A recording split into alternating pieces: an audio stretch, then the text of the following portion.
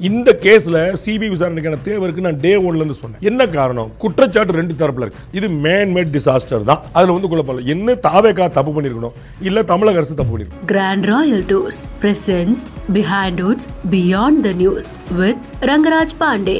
விஜய் அவர்களுடைய செயல்பாடு, அவங்க கட்சியோட செயல்பாடு முன்னாடியே ட்வீட் போட்டாங்க, தாமதமா வந்தாங்க அப்படின்னு ஒரு காரணம். இவங்க சொன்ன டயத்துல வந்தோம், காவல்துறை ஏற்பாடு சரியில்லை, 500 பேர் அங்க இல்ல, இது ஒரு தப்பு. அப்ப தமிழக அரசு வந்து எங்களுக்கு என்ன பின்னடைவுன்னு சொன்னாங்க. அப்ப ஏன் வேண்டாம்னு சொன்னீங்க? நீங்களே முன் வந்து கொடுத்த விஷய வழக்குகள் இருக்குதுல்ல, பின்னடைவுக்கு என்ன இருக்கு? நீங்க ஏன் மாட்டேன்றீங்க? இதை பண்ணக்கூடாது. நீங்க டெல்லி வரைக்கும் போக வேண்டிய அவசியம் என்ன? அதுல உங்களுக்கு என்ன இழப்பு இருக்கு? நாளைக்கு யாராவது ஒருத்தர் சிபிஐனா டெல்லினா பிஜேபி வந்து விஜய் நாளைக்கு கூட சேர்க்க பாக்குது, அதனால இப்படி தலையை சுத்தி மூக்க தொட்டிங்கன்னா நான் சொன்ன கணக்கு சரியாவும் சொல்லலாம். ஜட்மெண்ட் வந்து 41 பேர் பலிக்கு இன்னார் காரணம்ங்கிறது இல்ல, 41 பேர் பலியை யார் விசாரணிக்கணுங்கிறது. அப்ப இந்த அரசு தமிழக அரசு வந்துட்டு கோட்டை விட்டு விட்டதா அப்படிங்கிற மாதிரி தான் இருக்கு. நான் இல்லன்னு ஏன் சொல்றீங்க? உங்களை யாரும் சொல்லவே இல்லையே. விஜய் பதட்டப்படலையே, நீங்க ஏன் பதட்டப்படுறீங்க? விசாரணை வரட்டும், எது உண்மை தெரியட்டும். பாஜக பின்னாடி இருந்து இயக்குது, பாஜக பிடியில் வந்து விஜய் சிக்கி கொண்டார் அப்படின்னு சொல்றாங்க. அது அப்படி யாராவது நேரடியா தலைவர்கள் சொல்லுவாங்களான்னு தெரியல. சொன்னாங்கன்னா அது கண்டெம்ட் ஆஃப் கோர்ட். சிபிஐ விசாரணைக்கு உத்தரவிட்டது தாவேகா கிடையாது. சிபிஐ விசாரணைக்கு உத்தரவிட்டது 2 நீதிபதி கொண்ட உச்சநீதிமன்ற அமர்வு. உச்சநீதிமன்ற அமர்வு பாஜக சொன்னதை கேட்கிறேன்னு நீங்க சொன்னீங்கன்னா இது கண்டெம்ட் ஆஃப் கோர்ட். இப்போ நீங்க இந்த சம்பவம் நடந்திருக்க 41 உயிர் பலியா இருக்க கரூர்ல எந்த காவல்துறையாவது நீங்க தொட்டிருக்கீங்களா? இந்த கேள்வி எல்லார் மத்தியிலும் இருந்தது. அப்படி யாரையுமே நீங்க வந்துட்டு சஸ்பெண்ட் பண்ணல, எந்த நடவடிக்கையும் எடுக்கலங்கிற பட்சத்துல நீங்க சிபிஐக்கே மாற்றலாமே, உங்க மேல தவறு இல்ல அப்படிங்கிறப்ப. அப்ப I want to support my போலீஸ்ன்றீங்க. அப்ப சென்ட்ரல் கவர்மெண்ட்னா அது பிஜேபி போலீஸ் சொல்லிருக்கீங்க. சிபிஐக்கு ஸ்டேட் போலீஸ் தனியா தானே சொல்லுவோம். அது டிஎம்கே போலீஸ் சொல்லுவோமா? ஸ்டேட் போலீஸ் வந்து டிஎம்கே போலீஸா இருக்காது, ஆனா சென்ட்ரல் போலீஸ் வந்து பிஜேபி போலீஸா மாறும். அதிமுக பாஜக இப்படி பலவீனமாக செயல்பட தங்களுடைய வாய்ப்புகளை தவற விட விஜய் அவருடைய ரேட் ஏறிட்டே போகும். Negotiation skill. Behind Hoods Beyond the News with Rangaraj Pandey. Title sponsor Grand Royal Tours. வணக்கம் சார். சார், கரூர் சம்பந்தமாக இன்றைக்கி வந்து உச்சநீதிமன்றத்தில் சிபிஐக்கு வந்துட்டு வழக்கு வந்துட்டு மாற்றி உத்தரவு பிறப்பிச்சிருக்காங்க அப்படிங்கிறத பார்க்க முடியுது. இது பல்வேறுபட்ட எதிர்பார்ப்புகளையும் விமர்சனங்களையும் சந்திச்சிட்ருக்கு இந்த வழக்கின் இப்போ இடைக்கால தீர்ப்பு அப்படின்னே சொல்லலாம். திமுக தரப்பு வந்து இல்லை இடைக்கால தீர்ப்பு தான் அப்படிங்கிறாங்க. இது வந்து இவங்களுக்கு கிடைத்த வெற்றி அப்படின்னு தாவேகா சொல்லுது. உண்மையாலுமே யாருக்கு பின்னடைவுங்கிறதுலேருந்து ஆரம்பிக்கணும்னு நினைக்கிறேன். தமிழக அரசுடைய முயற்சி வந்து சிபிஐ விசாரணைக்கு உத்தரவிடக்கூடாது அப்படிங்கிறது. அப்போ யாருக்கு பின்னடைவுன்னு புரிஞ்சுக்கலாம். நான் வந்து எது நடக்கக்கூடாதுன்னு சொல்லணும், அது நடக்குது. நீங்கள் எது நடக்கணும்னு விரும்புகிறீங்களோ அது நடக்குது. அப்போ உங்களுக்கு வெற்றி எனக்கு வெற்றி இல்லைங்கிறதான கேள்வி. சிபிஐக்கு விசாரணை வேணும்னு கேட்டு போனது தாவேகா. நல்ல திறமையான அதிகாரிகள் இருக்கிறாங்க, விசாரிச்சுட்டு இருக்கிறோம். அஸ்ராகாருக்கு வந்து நல்ல ஆஃபீஸர், சிபிஐலே வேலை பார்த்தவர் தான். தனியாக எஸ்ஐடி போட்டதே ஹைகோர்ட் தான். அண்ட் நாங்கள் வந்து தனியாக ஒரு நபராக ஜுடிஷியரி மெம்பரை வச்சு நாங்கள் வந்து பண்ணிகிட்டு இருக்கிறோம். அதனால் சிபிஐக்கான நீடு இல்லை அப்படின்னு சொன்னது தமிழக அரசு. இப்போ சிபிஐ விசாரணைக்கு உத்தரவிட்டிருக்கு உச்சநீதிமன்றம். அப்போ யாருக்கு வெற்றி யாருக்கு தோல்விங்கிறது குழந்தைக்கு கூட தெரியக்கூடிய விஷயம். இது தற்காலிக பின்னடைவு, நிரந்தர பின்னடைவு, அந்த இடத்துக்கு நம்ம போகல. அவங்க கேட்ட பிரேயர் தாவேகா கேட்டது கிடைச்சிருச்சு, திமுக சொன்னது கிடைக்கல. இவ்வளோதான். ரொம்ப திமுக அரசு தமிழக அரசு தான் கிடைக்கல. இவ்வளோதான் எளிமையான கேள்வி. நிரந்தர தீர்ப்பில் இடைக்கால தீர்ப்புன்னா, நிரந்தர தீர்ப்பு இந்த 41 பேர் நெரிசலுக்கு யாராவது ஒரு சதி இருக்குதா, அதுதான் நிரந்தர தீர்ப்பு. இங்கே பிரேயரே இவ்வளோதான். உங்களுக்கு புரியுங்களா? இந்த பிரேயர், இந்த கேஸ் முடிஞ்சு போச்சு, இந்த பெட்டிஷன் முடிஞ்சு போச்சு. இதற்கு பிறகு அந்த பிரைம் கேஸை விசாரிப்பாங்க, அது ஓடிட்டு இருக்கும். அது இன்னும் சுப்ரீம் கோர்ட்டில் அது கீழேருந்தே ஆரம்பிக்கல. உங்களுக்கு புரியுங்களா? கீழே இன்னும் விசாரிச்சு முடியலையே. அப்போ இந்த சிபிஐ விசாரணை பண்ணோம். சிபிஐ நீதிமன்றத்தில் அவங்க வந்து சார்ஜ் ஷீட் ஃப்ரேம் பண்ணுவாங்க. யாரையாவது குற்றம் சாட்டியிருந்தால் அவங்கள விசாரிப்பாங்க. அதற்கு பிறகு அங்கே ஒரு தீர்ப்பு, அதற்கு பிறகு அப்பீல். அது இன்னும் பல வருஷங்கள் இருக்குது. நம்மளாம் அதை கண்ணால் பார்ப்போம்னு நான் நினைக்கிறேன். அவ்வளோதான். ஸோ அது ஓடிக்கிட்டே போகும் அந்த பக்கம்.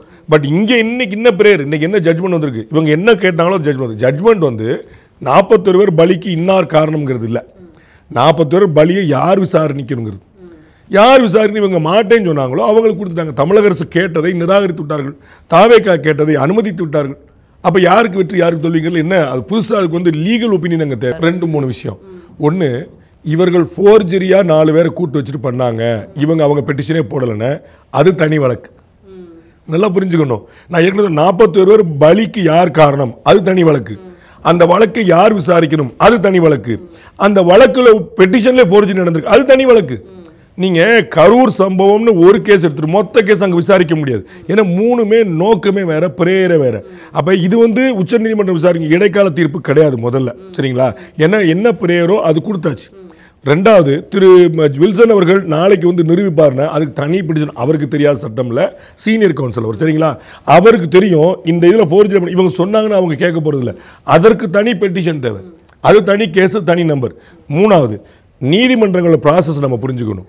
இன்றைக்கி வந்து அந்த வழக்கு தொடுத்த இன்னும் 2 பேரில் ஒருத்தர் வந்து நான் சட்ட ஆணையத்துக்கு வந்திருக்கிறேன், எனக்கு உதவி வேணும்னு, நான் வந்து பெட்டிஷன் நான் ஃபைல் பண்ணல. சட்ட ஆணையத்துக்கு போனால் இந்த மாதிரி உங்களுக்கு உதவி கிடைக்குன்னு யார் சொன்னா? அதுக்கு ஒரு காரில் வந்தீங்களே, அந்த கார் யாரோடது? அவர் சொல்கிறார் நான் கூலி தொழிலாளிங்க, எனக்கு ஒன்றுமே வருது. கூலி தொழிலாளி 4 பேரோட காரில் வர்றார், தனியாக ஒருத்தர் டிரைவர் இருக்கார். நீங்கள் அந்த வீடியோலாம் பார்க்குறீங்க, நம்ம பிரஸ்காரங்களாம் சூழ்ந்துட்டு அந்த டிரைவர்கிட்ட நீங்கள் யாருங்க நீங்கள் அதெல்லாம் சொல்ல மாட்டாங்கன்னு பின்னாடி ஒரு தம்பி உட்காந்துருக்காரு. எப்படிங்க நீங்கள் கேட்க போச்சு சண்டைக்கு போகிறார்? உங்களுக்கு புரியுங்களா? அவர் ஏழை குடியானவன் தான், அதில் நமக்கு ஒன்றும் சந்தேகம் இல்லை. அவருடைய வருமானம் அவர் சேரணம் மட்டும் கிடையாது. அதனால் வந்து அவர் ரொம்ப ஏழையாக இருப்பார். எனக்கு கூலி தொழிலாளி எங்கள் அன்றாடம் காட்சிக்கு எனக்கு தெரியாதுங்க, மனைவி இறந்துட்டதுனால உங்களுக்கு நிவாரண நிதி கிடைக்கிறதுக்காக ஒரு அப்ளிகேஷன் சொன்னாங்க, நான் போட்டேங்க. அப்புறம் தான் சொன்னாங்க இந்த மாதிரி. அப்போ மனைவி இறந்ததுக்காக நிவாரணம் வாங்குறதுக்குன்னு சொல்லி கையெழுத்து கேட்டாங்கல்ல, அது யாருன்னு சொல்லுங்கள், சொல்லணும்ல. ஸோ மனைவி இறந்ததுக்காக நிவாரண நிதி அதிகரிக்கிறதுக்கான ஒரு அப்ளிகேஷன் வாங்கினா அது யாருன்னு சொல்லணும்ல. சரி, தப்பாக உங்களுக்கு வந்து சொல்லிட்டாங்க, சுப்ரீம் கோர்ட்டில் உங்கள் பேர் மிஸ்யூஸ், அது யார் உங்கள்கிட்ட சொன்னாங்கன்னு சொல்லணும்ல. சம்படி மிஸ்யூஸ்டு யுவர் நேம் அப்படின்னு உங்களுக்கு சொன்னது யார்? யார் மிஸ்யூஸ் பண்ணாங்க நம்ம தெரிஞ்சு வச்சுக்கோங்க. தாவேக்காரங்க பண்ணிட்டாங்கன்னு வச்சுக்கிறோம், மிஸ்யூஸ் பண்ணுறாங்க உங்களுக்கு சொன்னது யார்? ரைட். சட்டப்பணிகள் ஆணையத்துக்கு காரில் கூட்டு வந்தது யார்? இது தெரியணும்ல. மூணாவது விஷயம், இந்த மாதிரி பெட்டிஷன் போடும்போது நம்ம என்ன நார்மலாக ப்ரேயர் கேட்போம், அது வந்து உங்களை போன்ற படித்தவர்களாக இருந்தாலும் சரி, உங்களுக்கு என்னங்க வேணும் அப்படின்னா, எனக்கு வந்து இந்த வழக்கில் ஒரு தீர்ப்பு வேணும் சார், இதுக்கு ஒரு நியாயம் கிடைக்கும் சார், இவ்வளோ தான் நீங்கள் சொல்லுவீங்க. ஆனால் எப்படிலாம் அந்த கேஸை வந்து நடத்தலான்னு வக்கீல் தான் முடிவு பண்ணுவாங்க. உங்களுக்கு புரியுங்களா? அந்த சம்பந்தப்பட்ட அந்த பாதிக்கப்பட்ட மனைவியுடைய கணவரும் சுப்ரீம் கோர்ட்டில் வாதாட லாயரும் பேச மாட்டாங்க. நான் வந்து நிறைய கேஸுகளுக்கு ரொம்ப க்ளோஸாக எய்டு பண்ணியிருக்கேன். அந்த வக்கீலை பார்க்குறதே பெரும்பாடாக இருக்கும். பார்க்குறதே யார்? பெரிய பெரிய படித்தவர்கள், பணக்காரர்களே. அவங்களுடைய 2வது 3வது ஜூனியர்கிட்ட தான் நீங்கள் பேசவே முடியும். அபிஷேக் மனு சிங்விட்ட யார் பேசியிருப்பான்னு நினைக்கிறீங்க? தமிழக முதலமைச்சர் பேசியிருப்பாரா? யாருமே பேச முடியாது. யாரோ ஒருத்தர் பேசுவாங்க, அவங்களும் யார்? சிங்விட்ட பேச மாட்டாங்க, அவங்களும் வேறு யார்கிட்ட பேசியிருப்பாங்க. இப்படி போயிட்டு அவங்களுக்கு வந்து ஒரு கிளியராக சொல்லுவாங்க, இந்த மாதிரி அவங்க ஒரு அண்டர்ஸ்டாண்ட் பண்ணுவாங்க. அப்படியே ஃபைனலாக எங்கேயாவது பிரச்சனை ஆச்சுன்னா இந்த கிளையண்ட்டுகள்கிட்ட ஒரு விஷயம் கேட்டுப்பாங்க, அவ்வளோதான். ஸோ கிளையண்ட்டுகள் வந்து வக்கீல்கள்கிட்ட நேரடியாக பேசவே மாட்டாங்க, அது நடக்க முடியாது. கரூரில் ஒரு சின்ன கிராமத்தில் வேலுச்சாமிபுரத்தில் இருக்கக்கூடிய ஒருத்தர் வந்து சுப்ரீம் கோர்ட்டில் வந்து போய் பண்ணியிருப்பாங்க. கட்டாயம் பின்னாடி 4 பேர் அசிஸ்டன்ஸ் தேவைப்படும். அப்போ நமக்கு நல்லது செய்யணும். சுப்ரீம் கோர்ட்டில் முதல்ல அவர் எப்படி கேஸ் போடுவார்? அவர் வந்து யாராவது தூண்டி விட்டாங்க, யாரோ பின் அதெல்லாம் விட்டுருங்க, முதல்ல எப்படி கேஸ் போடுவார்? சுப்ரீம் கோர்ட் எப்படி இருக்குன்னு தெரியுமா அவருக்கு? சுப்ரீம் கோர்ட் முன்ன போயிருக்காரா? கருப்பாசை எப்படி? அப்போ கட்டாயம் 10 பேருடைய அறிவுரை ஆலோசனைகள் நடைமுறையில் இருக்கும். அது இல்லைன்னு சொல்லல. அங்கே போகும்போது நான் ஏற்கனவே சொல்லிட்டேன், வழக்கறிஞர்கள் 4 புது பாயிண்ட் எடுப்பாங்க. இவர் சொல்லாத டைரக்ஷனாக இருக்கும். திமுகவுக்கு தொடர்பு, செந்தில் பாலாஜி மேலே சந்தேகம், இதெல்லாம் அவர் சொல்லியிருக்க மாட்டார், நான் நம்புகிறேன். உங்களுக்கு புரியுங்களா? இவர் சொல்லி தான் அந்த வார்த்தை. ஆனால் வழக்கறிஞர்லாம் அந்த கேஸோட டைமென்ஷன்ஸ் யோசிப்பாங்க. அப்போ வேறு விஷயம் சொல்லும்போது திரு விஜய் குறிப்பிட்டவங்கள எங்கே வேறு மாவட்டத்தில் நடக்கலை, ஏங்க கரூர் மட்டும் நடந்துச்சு கேட்பாங்கல்ல. திரு ஆளுநர் நான் பேட்டி வந்து கொடுக்குறாருல, எந்த மாவட்டத்திலையும் எங்களை வரவேற்றது இல்லை, இந்த மாவட்டத்தில் மாவட்ட இலையில் வந்து வரவேற்றுட்டு போனாங்க, நாங்கள் இங்கேயே கூட பேசுகிறோம் இல்லை, அங்கே தான் வந்து பேசணும், இவ்வளோ விஷயம் பேட்டி கொடுக்குறாரு. அப்போ இது எல்லாத்தையுமே அவங்க ஓப்பன் பண்ணுவாங்க. திரு ஆளுநர் அங்கேயே உட்காந்துருக்காரு, அதுக்கு இவங்களுக்கு சம்மந்தம் இருக்காது. 4வது பாயிண்ட், இந்த கேஸை போட்டது தாவேகா. இந்த 2 பேர் தனிநபர்கள். தாவேகாலேருந்து போட்ட கேஸுக்கு தான் ஜட்ஜ்மெண்ட். அடிஷனல் பெட்டிஷன் நீங்கள் நான் அவர் 4 பேர் போடலாம், பிஏஎல் யாரோ ஒருத்தர் போடலாம். ஆனால் பிரைமரி கேஸ் வந்து தாவேகாலேருந்து போட்டது. இந்த வழக்கை சிபிஐ விசாரிக்கணும், அதில் தான் ஜட்ஜ்மெண்ட் கொடுத்துருக்காங்க. அதோடைய அனெக்ஸராக கூட 4 பேர் கொடுத்துருக்காங்க. ஸோ இந்த பின்னாடி போட்ட 2 பேருடைய மனு, அவர்களுடைய பெட்டிஷனில் என்ன இருக்கக்கூடிய கண்டென்ட், அந்த புகார்தாரர்கள் யார், இதுக்கும் சம்மந்தம் இல்லை. இதில் ஒரு மோசடி நடந்திருக்கு, ஆதவ அர்ஜுனாவோ தாவேக்காவோ 2 பேரை தவறாக பயன்படுத்திருக்காங்கன்னா அது தனி கேஸு, தனி விசாரணை. அதற்கும் இன்னைக்கு வந்திருக்கிற ஜட்ஜ்மெண்ட்டுக்கு எந்த சம்மந்தம் கிடையாது. நாளைக்கு அவர்கள் நிரூபணமானால் கூட, அது உண்மையிலே போய் தாங்க, அவர் கேஸ் போட வேற நிரூபணமானால் கூட அந்த கேஸில் தாவேக்கால யாருக்காவது தண்டனை கிடைக்கலாமே தவிர 41 மரண கேஸில் சிபிஐ விசாரணைக்கு எந்த தடையும் கிடையாது. உங்களுக்கு ஏன்னா அது என்டையர்லி டிஃபரெண்ட். ஆதவ அர்ஜுனா அவர்களுடைய பேட்டியிலேயே வந்து அது கிளியராக நம்மளுக்கு வந்து தென்பட்டதை பார்க்க முடியுது. நாங்கள் போட்ட ப்ளீக்கு வந்து அவங்க வந்து இந்த ஆர்டர் கொடுத்துருக்குறாங்க, அது தனியாக விசாரிக்கப்படும், அதை பார்த்துக்கலான்ட்டு அவர் போனதை பார்க்க முடியுது. ஆனால் திரு வில்சன் அவர்கள் சொல்கிறப்ப இது எப்படி இது நடக்கும், வெளியிலேருந்து பார்க்குற ஒரு பத்திரிகையாளராக உட்காந்து எல்லாரும் பார்க்குறப்ப நம்மளுக்கு இது தெரியுது. ஆனால் ஏன் அவர் அப்படி சொல்கிறாரு அப்படிங்கிறது தான் உங்ககிட்ட நான் வில்சன் வந்து வழக்கறிஞர் மட்டுமல்ல, ஒரு கட்சிக்காரரும் கூட. ஆதவ அர்ஜுனா வழக்கறிஞரே கிடையாது, நான் ஒரு கட்சிக்காரன். அப்போ அவங்களுடைய பார்ட்டி சைடை தான் வந்து எஸ்டாப்ளிஷ் பண்ண பார்ப்பாங்க. அதான் நம்ம புரிஞ்சுக்கணும். அப்போ அவருடைய பார்ட்டி சைடை சொல்கிறார். ஆனால் நமக்கு வந்து ரொம்ப எளிமையாக தெரியல. 41 விசாரணை தனி வழக்கு, 41 பேரை யார் விசாரிக்கணும் தனி வழக்கு, அந்த பெட்டிஷன் வந்து ஃபோர்ஜரியா தனி வழக்கு. நம்ம எல்லாமே ஒரு கரூர் சம்பவத்தை மையப்படுத்தி தான். ஆனால் ஒன்னொன்றுக்கும் ப்ரேயர் வேற இல்லை. இப்போ நான் சொல்லேன், இறந்தவர்களுக்கான நிவாரணத்தை அதிகரித்து வழங்க வேண்டும் தனி வழக்கு. உங்களுக்கு புரியுங்களா? இப்போ சென்னை உயர்நீதிமன்றத்தை உச்சநீதிமன்றம் விமர்சிக்குது. எப்படி நீங்கள் விசாரிப்பீங்க? ஏன் ப்ரேயரே வேற, நீங்கள் சொன்னதே வேற. புரியுங்களா? அப்போ வேற ஒரு ப்ரேயரில் வந்து நீங்கள் ஒரு வழிமுறைகளை வகுங்க, கூட்டங்கள் எப்படி நடத்தணுங்கிற சொல்லுங்க. அப்படின்னா இப்படி நடத்து இப்படி நடத்தான்னு சொல்லாமல் நீங்கள் வந்து அவர் எப்படி விமர்சிப்பீங்க? இதான கேள்வி. ஒரு கிரிமினல் ப்ரொசீஜருக்குள்ளே எப்படி எஸ்ஐடி நீங்கள் எப்படி ஃபார்ம் பண்ணுவீங்க? அப்போ உங்களுக்கு என்ன புரியுதா? ஏன்னா அது தனி, அதுவும் நடக்கலாம். கிரிமினல் கேஸ் ஒருத்தர் போட்டிருந்தாரு, இதற்கு காரணம் விஜய் தாங்க அப்படின்னு ஒரு பெட்டிஷன் வருது. அந்த பெட்டிஷனை உயர்நீதிமன்றம் விசாரிச்சுதான் இந்த பிரச்சனை வராது. இது எஸ்ஓபிக்காக போடப்பட்டதில்ல, இது மாதிரி வந்திருக்கு. அது அப்போ என்னன்னா அது தனி வழக்கு, இது தனி வழக்கு. இவ்வளோதான் நீங்கள் புரிஞ்சுக்க வேண்டியது. திரு வில்சன் சொன்னார் அது வந்து ஃபோர்ஜரியாகவே நடந்துருச்சு பெட்டிஷன், அது தனி வழக்கு. இருக்கலாம், நம்ம ஏன் இல்லைன்னு சொல்லி நமக்கு தெரியாமல். ஆனால் அதற்கும் நாளைக்கு உச்சநீதிமன்றம் கண்டுபிடித்து விட்டது இந்த பெட்டிஷனே ஃபோர்ஜரியாக போட்டிருக்கு அப்படின்னா அதனால் சிலருக்கு தண்டனை கிடைக்கலாம். ஆனால் சிபிஐ விசாரணைக்கு இந்த உத்தரவிட்டிருக்காங்கல்ல, அது மாற போகிறது இல்லை. அது அதனால தான் திரு ஆதவ அர்ஜுனா ரொம்ப தெளிவாக சொன்னார், எங்கள் தாவே கலந்து நான் ஒருத்தர் தாங்க கேஸ் போட்டிருக்கேன், தலைவருடைய உத்தரவு பேர் நான் மட்டும் தான் கேஸ், நான் போட்டிருக்க கேஸ் தான் எனக்கு ஆர்டர் கொடுத்துட்டாங்க, கூட 4 பேர் பிடிச்சவங்க அது தனியாக விசாரிங்க அப்படின்னு. இவ்வளோதான் ரொம்ப எளிமையான கணக்கு. சார், அடுத்ததாக வந்து இங்கே இவங்க தரப்பில் வந்துட்டு வர விமர்சனங்கள் என்ன அப்படின்னா, சிபிஐ விசாரணை தானே போட்டிருக்கிறாங்க, மைக்கேல்பட்டி கேஸில் என்ன ஆச்சு, அது மாதிரி தான் இதுவும் நடக்க போகுது, இதில் எங்களுக்கு என்ன பின்னடைவுன்னு நீங்கள் சொல்கிறீங்க அப்படிங்கிறது அவங்களுடைய இல்லை. இல்லாத பின்னடைவுக்கு நீங்கள் வந்து விசாரணைக்கு உத்தரவிட்டீங்க. நம்ம வந்து கரூரில் சாரி திருப்பத்தூரில் வந்து அஜித் வந்து கொல்லப்பட்டார் காவல் நிலைய காவலாளர்கள், அது ஏன் சிபிஐ விசாரணைக்கு உத்தரவிட்டீங்க? உங்களுக்கு புரியல? அப்போ கோயம்பேடு அண்ணா நகரில் ஒரு சிறுமி வந்து தொடர் பாலியல் முயற்சி பண்ணப்பட்டா, அந்த விசாரணை வந்து காவல்துறை வந்து தப்பாக விசாரிச்சது, காவல்துறை மிஸ்கைட் பண்ணுச்சு, அதனால் சிபிஐ விசாரிக்கணும்னு சொல்கிறாங்க. அந்த காவல் ஆய்வாளர் சஸ்பெண்ட் பண்ண போகிறாங்க. ஆனால் சிபிஐ விசாரணைக்கு போகக்கூடாதுன்னு உச்சநீதிமன்றம் போறீங்க. ஏன் எனக்கு ஒன்றும் புரியல. சிபிஐ விசாரணை உத்தரவு நல்லது, எனக்கு விசாரிச்சு நம்மகிட்ட தான் மடியில் கனம் இல்லையே, அப்புறம் வழியில் என்ன பயம் வேண்டியிருக்கு? சரின்னு சொல்லியிருக்கலாம்ல. தமிழக அரசே முன்னின்று பல வழக்கில் சிபிஐ கொடுத்துருக்கு. திருப்பத்தூர் அஜித் கேஸ் நிறைய கேஸ் கொடுத்துருக்காங்க. அப்போ நீங்கள் ஏன் கொள்ள போகிறீங்க? இந்த கேஸில் சிபிஐ விசாரணைக்கான தேவை இருக்குது. நான் டே 1லேருந்து சொன்னேன், உங்கள்கிட்ட சொல்லியிருக்கேன், நான் தனியாக சொல்லியிருக்கேன். என்ன காரணம்? குற்றச்சாட்டு 2 தரப்பில் இருக்குது. விஜய் அவர்களுடைய செயல்பாடு, அவங்க கட்சியோடைய செயல்பாடு, முன்னாடியே ட்வீட் போட்டாங்க, தாமதமாக வந்தாங்க அப்படின்னு ஒரு காரணம் சொல்லலாம். இந்த பக்கம் இவங்க சொன்ன டயத்துலாம் வந்தோம், காவல்துறை ஏற்பாடு சரியில்லை, 500 பேர் அங்கே இல்லை, இது ஒரு தரப்பு. அதனால தான் ஏடிஜிபி டேவிட்சன் விளக்கம் கொடுத்தாரு, சரிங்களா? இந்த 2 இருக்கணும். அப்போ 2 தரப்பு இருக்கு. அப்போ 2 பேர், அப்போ போலீஸும் ஒரு பார்ட்டி ஆயிடுச்சு. அவங்களே ஒரு தரப்பாக இருக்கும்போது எப்படி அவங்க விசாரிப்பாங்க? ஒன்று. 2வது, எல்லா கேஸ்லையுமே ஒரு கம்ப்ளைண்ட் இருப்பார், விசாரணை இருப்பார். இந்த கேஸில் கம்ப்ளைண்ட் யாருன்னு பார்க்கணும், அதுவே ஒரு காவல் ஆய்வாளர் தான். சரி, விசாரணை அதிகாரி யாரு?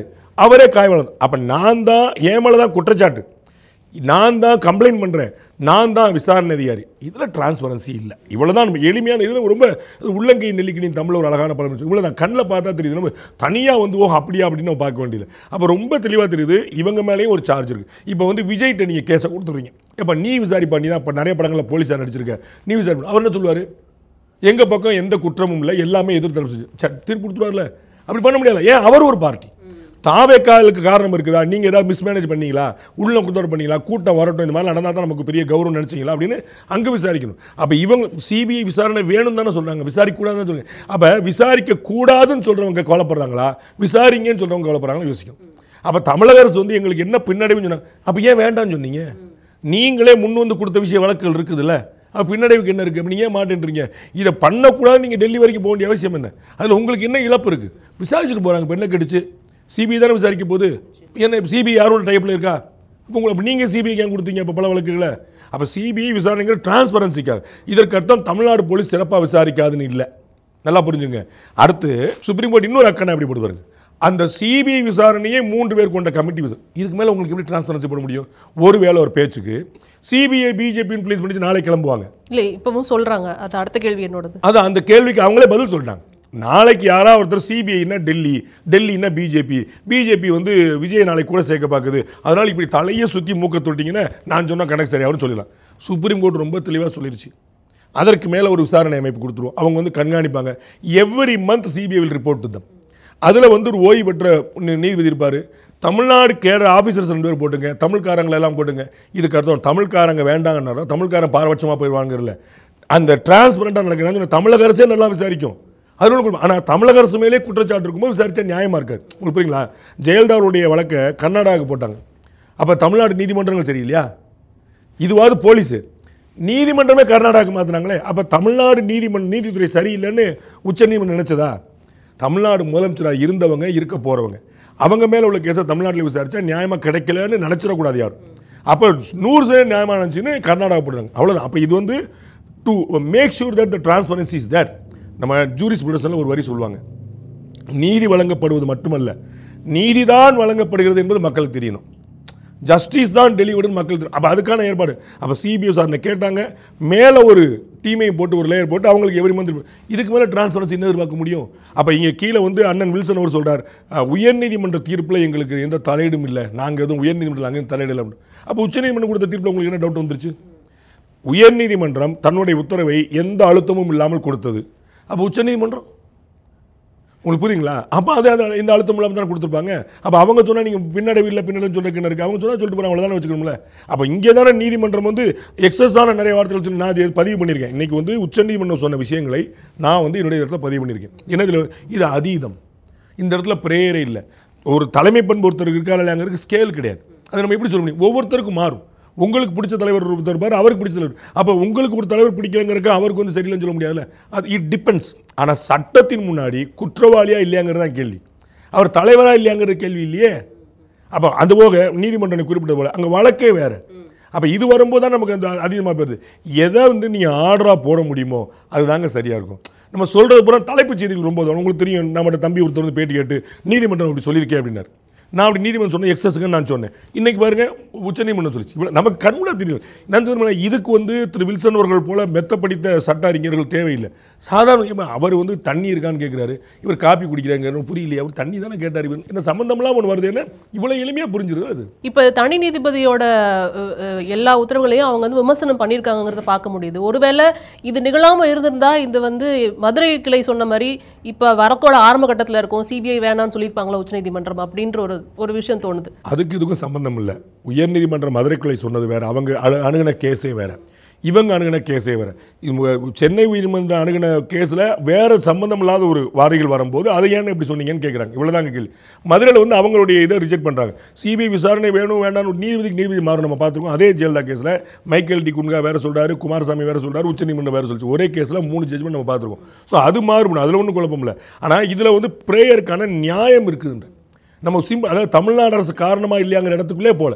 என்ற 100 முறை கேள்வி கேட்டபோது நான் தமிழ்நாடு அரசு காரணம் ஒரு தடவை சொல்ல. நான் 2 பேர் மேலே குற்றச்சாட்டு இருக்குது. இது மேன்மேட் டிசாஸ்டர் தான். 2 பேருக்குள்ளே தான் ஒருத்தர். அதில் வந்து குழப்பம். என்ன தாவேக்கா தப்பு பண்ணியிருக்கணும், இல்லை தமிழக அரசு தப்பு பண்ணியிருக்கணும். இந்த 2 பேர் மேலே வேறு வாய்ப்பு இல்லையே. அதிமுக செஞ்சது, பாஜக செஞ்சது, கம்யூனிஸ்ட் கட்சிகள் செஞ்சாங்கன்னு சொல்லிருக்காங்க, ஒன்றும் இல்லையே. அப்போ இந்த 2 பேருக்குள்ள அதை விசாரணை பண்ணும். அப்போ இந்த இடத்துல விசாரணைக்கு காத்திருக்கக்கூடிய பொறுமை நமக்கு வேணும். நமக்கு ஒரு கட்சி பிடிக்கலாங்கிறக்கா நம்ம வந்து சொல்கிற அர்த்தம் கிடையாது. இந்த இடத்துல அந்த பொறுமை அவங்களுக்கு இல்லை. அவங்க எப்படியாவது இந்த இடத்துல வந்து நம்ம வந்து கொண்டு நான் ஏற்கனவே சொன்ன போல இன்னைக்கு ஆதரவு வச்சு நான் பேரில் சொல்லியிருக்கேன். இந்த பாயிண்ட் நான் ஏற்கனவே சொல்லியிருக்கேன். எஸ்ஐடி விசாரணைக்கு உத்தரவிட்டாச்சு, ஒரு நபர் ஆணையத்துக்கு விசாரணைக்கு உத்தரவிட்டாச்சு. உள்துறை செயலர்லேருந்து அத்தனை பேருமே ப்ரெஸ் மீட் கொடுத்து நாங்கள் ஒன்றுமே பண்ணல, என்னெல்லாம் நடந்திருக்கு நீங்களே பாருங்கன்னு எல்லா மீடியா பண்ணி காட்டுறாங்க.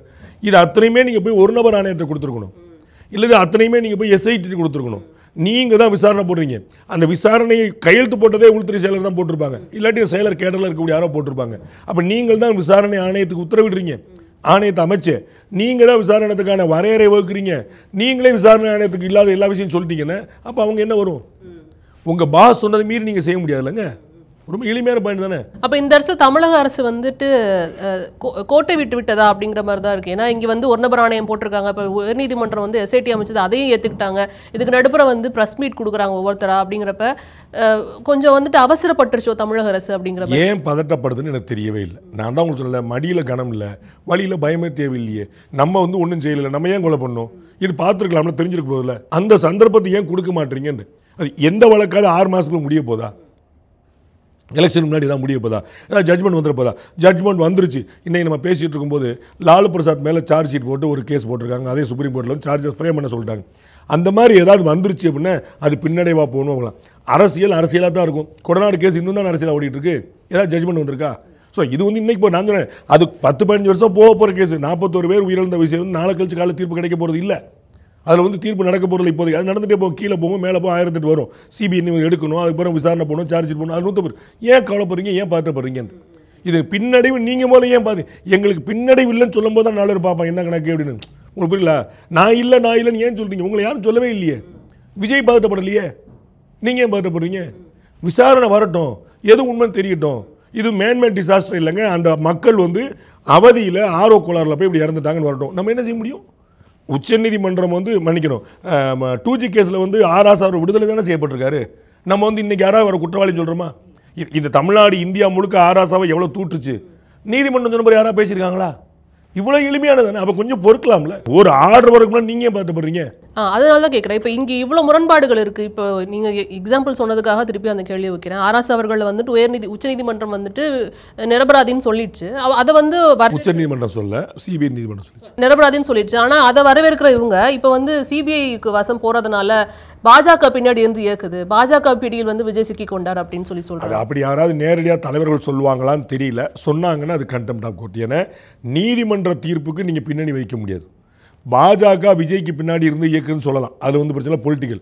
பாஜக விஜய்க்கு பின்னாடி இருக்கிறதுனால விஜய்க்கு ஆதரவாக பாஜக சுப்ரீம் கோர்ட்டில் சொல்லி ஜட்மெண்ட் வாங்கி கொடுத்துருச்சுன்னு சொன்னால் அது கண்டெம்ட்.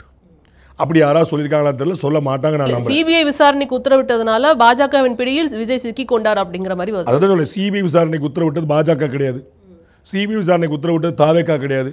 சிபிஐ விசாரணைக்கு உத்தரவிட்டது 2 நீதிபதிகள் கொண்ட உச்சநீதிமன்ற அமர்வு. உச்சநீதிமன்ற அமர்வு பாஜக சொன்னதை கேட்குறேன்னு நீங்கள் சொன்னீங்கன்னா இது கண்டெம்ட் ஆஃப் கோர்ட். ஒரு பாயிண்ட் அப்படியே கேட்கணும்னு சொல்லுவோம். இஃப் அப்படி சும்மா அப்போ உயர்நீதிமன்றம் சொன்னது, உச்சநீதிமன்றம் சொன்னது பாஜகவை கேட்டு, உயர்நீதிமன்றம் சொன்னது திமுக கேட்டு ஒத்துக்க முடியுமா? இப்படி கோர்ட்டெல்லாம் நீங்கள் பொலிட்டிசைஸ் பண்ணீங்கன்னா என்ன அர்த்தம்? நாம் எல்லாருக்குமே தெரியும், உயர்நீதிமன்றத்தில் தீர்ப்பு கொடுத்தவர் அவருடைய குடும்பத்தினர் வந்து அரசியல் இருக்கிறாங்க. தமிழ்நாட்டுடைய சென்னை உயர்நீதிமன்ற நீதியரசர் தீர்ப்பு வழங்கினவருடைய குடும்பத்தினர் அரசியல் இருக்கிறாங்க. அதுக்கு என்ன செய்ய முடியும்? உச்சநீதிமன்ற தலைமை நீதிபதி குடும்பத்தினர் அரசியல் இருக்கிறாங்க. BR கவாய் அவருடைய சொந்த சகோதரர் பொலிட்டிக்கல் பார்ட்டி ரன் பண்ணுறாரு. நான் சொல்கிறேன், உங்களுக்கு புரியுதா? உச்சநீதிமன்ற தலைமை நீதியரசருடைய சொந்த சகோதரர் is running a political party. அப்போ அந்த கேஸ் ஏதாவது சுப்ரீம் கோர்ட் வந்துச்சுன்னா நாம் நம்புகிறோம் நீதிமன்றங்களை. உங்களுக்கு புரியுங்களா? நம்ம நம்புகிறோம் இவருக்கு ஒரு அரசியல் பின்னணி இருக்குது, அவருக்கு அரசியல் அப்படின்னு சொல்லக்கூடாது. அது நீதிமன்ற சேரில் உட்காந்துட்டாங்க. நாங்கள் வேறு திரு சந்துரு அவர்களுடைய பொலிட்டிக்கல் ஸ்டாண்ட் தெரியாத யாருக்கும்? நீதியரசர் சந்துரு இருந்தார்ல, அவருடைய பொலிட்டிக்கல் ஸ்டாண்ட் யாருக்கும், பொலிட்டிக்கல் லீனிங் யாருக்கும் தெரியாதா? தீர்ப்பு வழங்கின போது ஒரு நியாயமாக வழங்கினார்னு நம்புகிறோம். இல்லைன்னா நம்ம அப்பீலுக்கு போகிறோம். அவரை தமிழகம் கொண்டாடிச்சா இல்லையா? அவருடைய பொலிட்டிக்கல், அவருடைய இடதுசாரி சிந்தனையாளர் யாராவது மறுப்பாங்களா? அவர் மறுப்பாரா? அப்போ இடதுசாரி சிந்தனை கொண்ட ஒருத்தர் வந்து எப்படி நியாயமாக ஜட்ஜ்மெண்ட் கொடுப்பார்? நம்ம யாருமே சொல்லியே. நம்ம கொண்டாடணுமே அவருடைய தீர்ப்புகளை. அதுதான் பார்க்கணும். அப்போ நம்ம என்ன பேக்ரவுண்ட் இருந்துச்சுன்னு நினச்சா கூட நம்ம அந்த சேரில் உட்காந்து நியாயமாக பேசுவாங்க நம்புகிறோம்.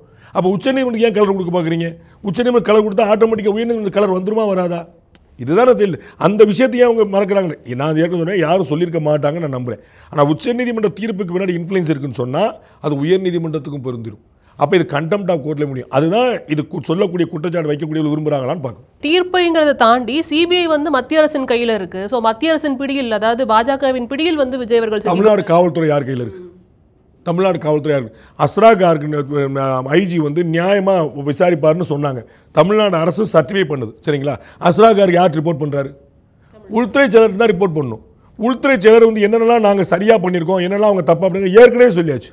அப்போ அஸ்ராகாருக்கு ஐஜி ஹோம் செக்ரட்டரி மீறி சொல்லிடுவாரா? அஸ்ராகருக்கு நியாயமான நம்ம யாருமே மறுக்கலையே. நம்ம அவர் வந்து முன்ன எஸ்பியாக இருந்த காலத்தில் பார்த்துருக்கோமே. அப்போ நாம் நம்புகிறோம், நீங்கள் நம்ப மாட்டீங்க. உங்களுக்கு புரியுங்களா? சிபிஐ விசாரணை. அப்போ தமிழ்நாடு போலீஸ் யார் கண்ட்ரோல் இருக்குது? சரி, எவ்வளோ கேஸு லா அண்ட் ஆர்டர் போலீஸில் இருக்கக்கூடியதை சிபிசிஐடிக்கு மாற்றுறீங்க. அப்போ லா அண்ட் ஆர்டர் போலீஸை நீங்கள் நம்பலையா? தமிழ்நாடு கவர்மெண்ட் நம்பலையா? உங்களுக்கு புரியுங்களா? சிபிசிஐடி தமிழ்நாடு அரசு ஏன் மாற்றுது? தமிழ்நாடு அரசு போலீஸ் தானே. அப்போ இந்த போலீஸ் வந்து தப்பாக செஞ்சிடும், அந்த போலீஸ் சரியாக செஞ்சிருமா? ஒரு ஸ்பெஷலைசேஷன் இருக்குதுன்னு நினைக்கிறோம், ஒரு எக்ஸ்பெக்டேஷன் இருக்குதுன்னு நினைக்கிறோம், ஒரு எக்ஸ்பெக்டேஷன் இருக்கணும். சிபிஐன்னு ஒன்று இருக்கும்போது என்ஐஏன்னு ஒன்று இருக்குது. ரெண்டுமே சென்ட்ரல் தானேங்க. ரெண்டுமே எதுக்கு என்ஐஏ?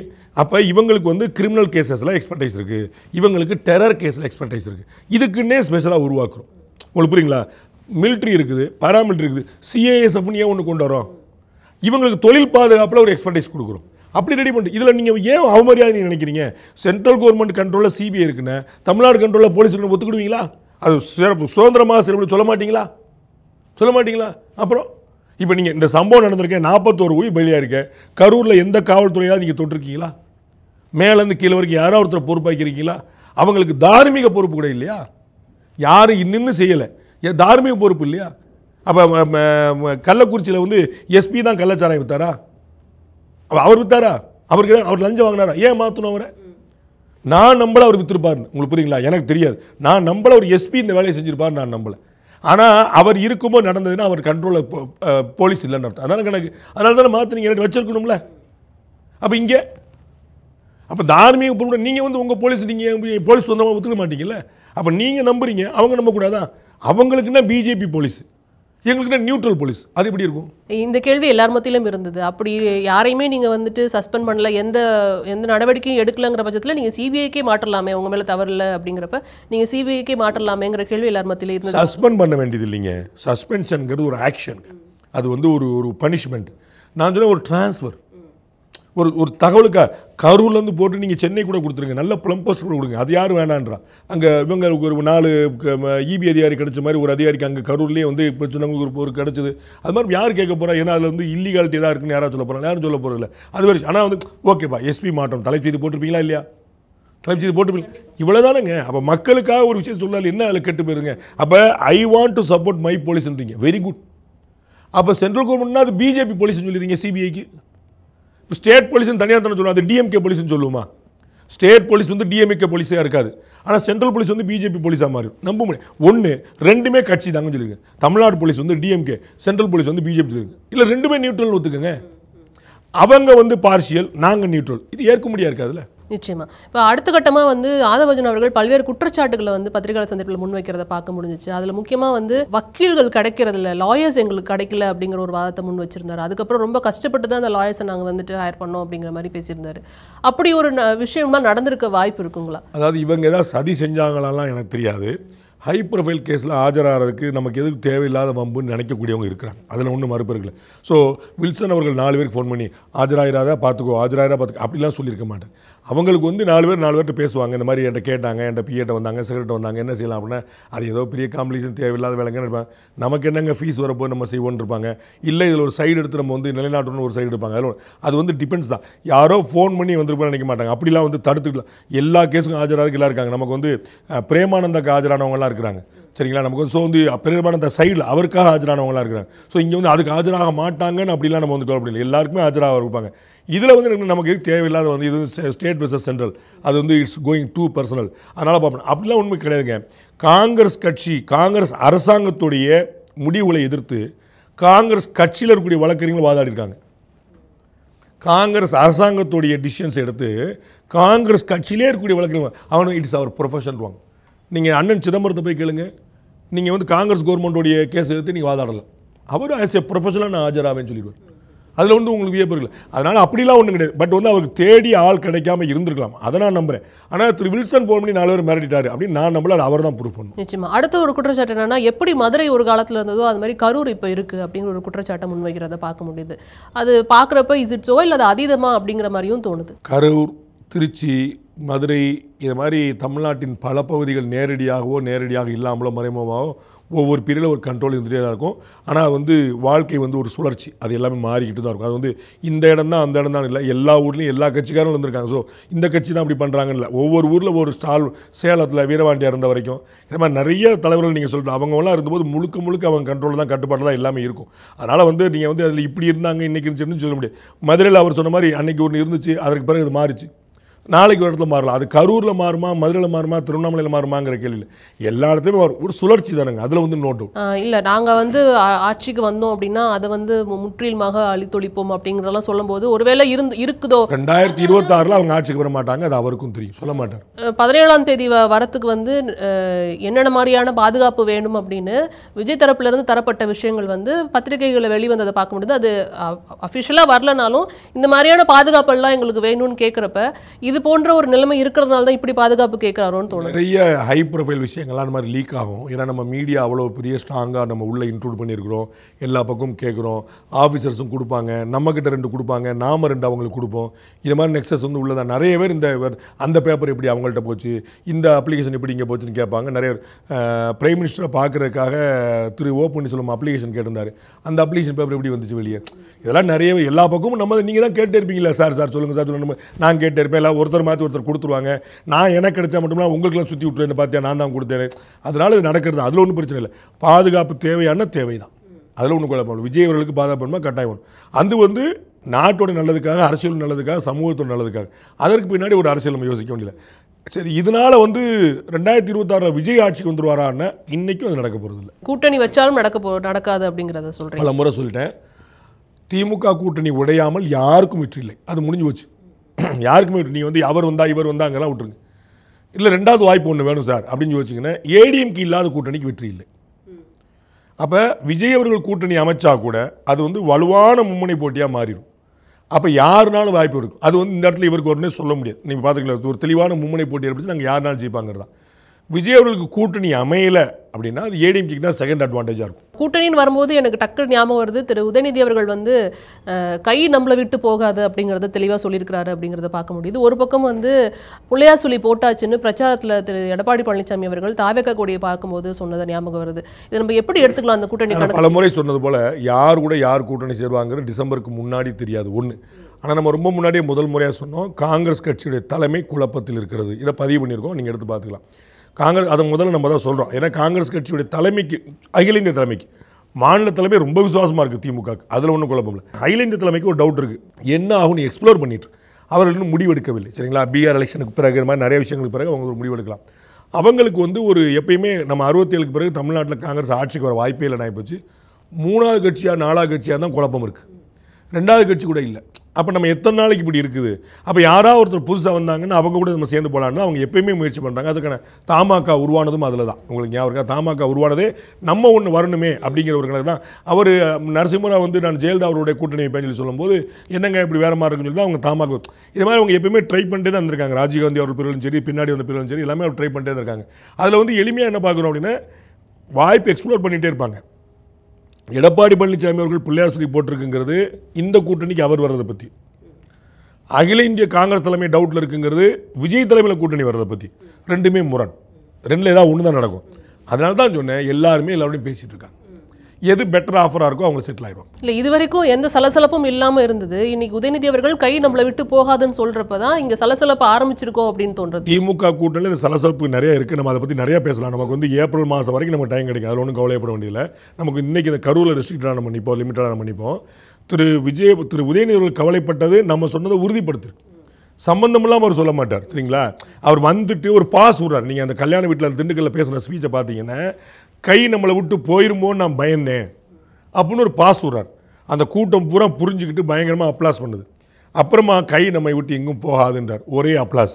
நான் வந்து என்னுடைய கையை சொன்னேன், நான் உங்களுடைய நம்பிக்கையை சொன்னேன் அப்படின்னு. இது எல்லாமே எல்லாருக்குமே தெரியுதுன்னு அர்த்தம். அவங்க நம்ம பேசி சமாளிச்சலாம். ஏன்னா விஜய்கிட்ட ராகுல் காந்தி பேசுவார்னா எங்கள்கிட்ட சோனியா காந்தி பேசுவாங்க பாரு, உங்களுக்கு புரியுங்களா? அவங்கள்ட்ட அந்த ஹோல்டு இருக்குது. ஸோ அவங்களுக்கு நல்ல ரேப்போர்ட் இருக்குது, இவருக்கு நல்ல ரேப்போர்ட் இருக்குது. அதனால் எது கடைசியில் முடியுதுங்கிறது நமக்கு வந்து உங்களுக்கு நிறைய டைம் டிசம்பர் ஜனவரி தான் கிடைக்கும். இந்த இடத்துல சிபிஐ விசாரணை கிடைச்சது எல்லோரும் எதிர்பார்த்து நியாயமான விசாரணை நடக்குங்கிறது மக்களுக்கு தெரியும். அதற்கான ஒரு நல்வாய்ப்பு இந்த சிபிஐ விசாரணை. இப்போ அடுத்த கட்டமாக தாவேக்கா வந்து இந்த சிபிஐ விசாரணைங்கிறத அவங்க ஒரு வெற்றியாக கருதுவாங்கங்கிற மாதிரி எடுத்துக்கலாம் சொல்லுவாங்கல்ல. அது எப்படி எங்களுக்கு பின்னடைவு இல்லை அப்படின்னு ஒருத்தர் சொன்னார்னா யாருக்கு முன்னடைவுன்னு ஒருத்தர் சொல்வார்ல, அப்போ அது தாவேக்கா எடுக்கும். அதில் தாவேக்காவுடைய கோரிக்கை நிறைவேற்றப்பட்டிருக்கு, அவர்களுடைய வேண்டுகோள் ஏற்கப்பட்டு, அது வெற்றி தானே நிச்சயமா. இப்போ இது வந்து அவங்கள வந்து அடுத்த கட்டத்துக்கு எலிவேட் பண்ணியிருக்கோம் அப்படிங்கிற மாதிரி தோணுது. ஏன்னா அவங்க வந்து பிரச்சாரம் மட்டும் பண்ணிட்டு போயிருந்தாங்க அப்படின்னா இன்ன வரைக்கும் போயிட்டு தான் இருந்திருக்கும். ஆனால் இது வந்து இந்த பிரச்சனையை அவங்களை அடுத்த கட்டத்துக்கு எலிவேட் பண்ணியிருக்கோம் அப்படின்னு தோணுது. 41 பேர் இறந்த அந்த கரூர் சம்பவமே டிஎம்கே வர்சஸ் டிவிகேன்னு மாற்றிருச்சு. ஆனால் இன்னமும் அவர்கள் எதிர்க்கட்சி 6 இடத்துக்கு நகரலை. அதிமுகவும் பாஜகவும் அந்த நல் வாய்ப்பை தவற விட்டுட்டாங்க, பல முறை தவற விட்டது போலவே.